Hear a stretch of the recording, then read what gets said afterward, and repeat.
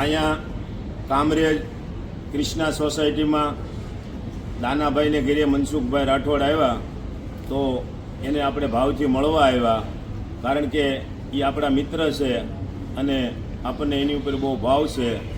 એ રાજકોટ જિલ્લાના કોટડા સાંગાણી તાલુકાના રામોદ ગામના ઘોઘાવદરની બાજુનું એનું ગામ છે અને એ એક આજ કોઈ ખોટું થતું હોય તો એ સલાવનાર માણા નથી.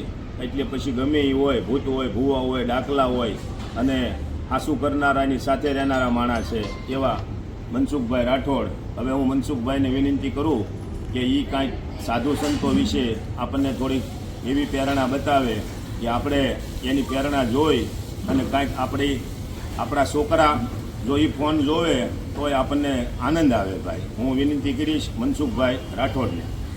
જો કે જય ભીમ, જય સરદાર. મિત્રો, આજે હું સુરતની અંદર દાનાભાઈના ઘરે એક આજે સામાજિક કામથી અહીંયા આવ્યા હતા, પરંતુ આજે ઘનશ્યામભાઈ સવાણી પટેલ સમાજમાંથી છે અને મારા યુટ્યુબમાં વિડીયો ઓડિયો સાંભળતા હોય એટલે આજે અહીંયા મને મળ્યા છે. પણ ભજનાનંદી માણસ છે એટલે આજે સંતના ઘરની વાતો સાંભળવા માટે એની યુટ્યુબમાં વિડીયો ચડાવવા માટે થઈને આજે રૂબરૂ મળ્યા કે અમારી યુટ્યુબ ચેનલમાં પણ એક સંતવાણીનો અને મહાપુરુષોની એક સત્સંગ ધારાના નિમિત્તે એક વિડીયો મૂકવા માટે થઈને આજે અમને મળ્યા હતા. એટલે એને મહાપુરુષોએ કીધું, એ જેના ઘરે રે એ જી હોય સદગુરુજીના વાસા રે, ઉજળા હોય જેના એ જી આંગણા રે રે એ જી, અરે જેના ઘરે હોય એ જી આવા સદગુરુજીના વાસા રે, ઉજળા હોય જેના એ જી આંગણા રે એ જી, આ ગંગા ને જમના એ જેના આંગણે વહે છે રે, એ જી ઓલી ત્રિવેણી કરે છે નિત ન્યા તો તમાશા રે, ઉજળા હોય જેના અરે આંગણા રે રે. તમે જે ગંગા ને જમનાને જે શીશા ભરવા જાઓ, જે પાણી ભર્યા હોય ગંગા ને જમના તો સંતો કે જેના ઘરે હોય સંતોના વાસા એના આંગણામાં હાલી જતી હોય. એ બાપુ ગંગા ને જમના જ્યાં ત્રવેણી કરે છે નિત તમાશા, બાપુ સંતો કે જેના ઘરે હોય સંતોના વાસા, ઉજળા હોય એના આંગણા. એટલે ને સંતો લખે છે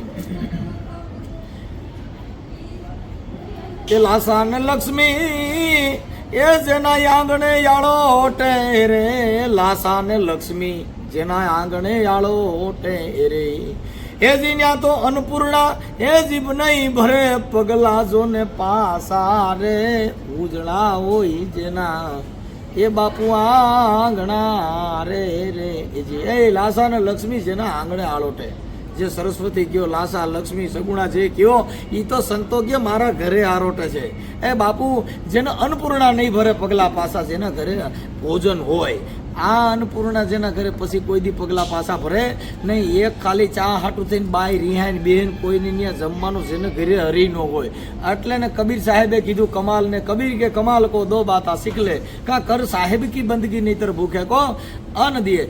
એટલે ને સંતો કેશ બાપુ ક્યાં 68 તીરથ એ જેના આંગણે આવે છે રે, આ 68 તીરથ એ જેના આંગણે આવે છે રે, એ જી પછી તત્વ એ કરે છે નિત ન્યા તો તમાશા રે, ઉજળા હોય જેના એ જી આંગણા રે રે જી. બાપુ જેના ઘરે સંતો કહેતા જ્યાં મહાપુરુષોની સત્સંગ ધારા રેલાતી હોય, જેના ઘરે સંતો ભોજન કરતા હોય, જેના ઘરે પ્રેમ હોય, જેના ઘરે ભાવ હોય, જ્યાં આદર હોય, જ્યાં આવકારો હોય, સંતો કે ઉજળા હોય એવાના આંગણા. કરોડપતિ હોય ને બંગલા બાંધ્યા હોય પણ એના ઘરે મારો નાથ ભૂલો પડ્યો નથી. નાથ ભૂલો પડ્યો સબરીના ઘરે, એ વિદુરજીની ભાજી, કર્માબાઈનો ખીચડો, ભીલડીના હેઠા બોર, મારો નાથ તો આના ઘરે બાપુ ભૂલો પડ્યો. એટલે એને કીધું કે આ ગુરુના પ્રતાપે બાલગીરી એમ બોલ્યા રે, આ ગુરુના પ્રતાપે એ જી બાલગીરી બોલ્યા રે, એ જી હવે મને કોઈની નહીં રહે હવે આશા રે, ઉજળા હોય જેના એ જી આંગણા રે રે એ જી જેના ઘરે રે એ જી હોય આ સદગુરુજીના વાસા રે, એ ઉજળા હોય સંતો જેના આંગણા રે રે જી. જેના ઘરે સંતો પધારતા હોય છે, સારા માણા હોય બાપુ જેના ઘરે. એટલે ને કીધું કે બાપુ ભક્ત કે બીજ પલટે નહીં, જુગ જાય અનંત, ઉચ્ચ કે નીચ ઘરે અવતરે હોય સદાય સંતનો સંત. પણ આ ભક્તનું બીજમ. એટલે ને કીધું કે બાપુ ગુરુને ગોવિંદ દોનું ખડા, मैं किसी को लागू पाई बलहारी गुरु मारा देवनी आज गोविंद दी तो बताए। बोलिए सतगुरु महाराज नी।